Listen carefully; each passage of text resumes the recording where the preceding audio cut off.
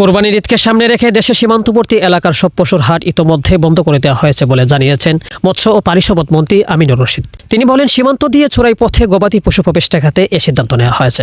রাজধানীর উসমানী স্মৃতি মিলনায়তনে জেলা প্রশাসক ডিসি সম্মেলনের দ্বিতীয় দিনের বৈঠক শেষে সাংবাদিকদের সঙ্গে কথা বলতে গিয়ে মন্ত্রী এসব তথ্য জানান। তিনি আরও বলেন, দেশে কোরবানির জন্য পর্যাপ্ত গবাদি পশু রয়েছে, তাই বিদেশ থেকে অবৈধভাবে পশু ঢোকার কোনো প্রয়োজন নেই। সীমান্তে বিজিবি সহ আইনশৃঙ্খলা বাহিনী সতর্ক অবস্থানে রয়েছে বলে তিনি উল্লেখ করেন। সীমান্ত এলাকায় কিছু হাট বসত, কোটি কোটি টাকা ওই হাটের ডাক উঠত এবং ওই হাটটাই আমরা বন্ধ করে দিয়েছি। বিজিবির লোকজন ছিল, ওনারাও ক্লিয়ার করেছে। আশা করি আগামী দিনে বর্ডার দিয়ে নতুন করে কোনো গরু আসবে না।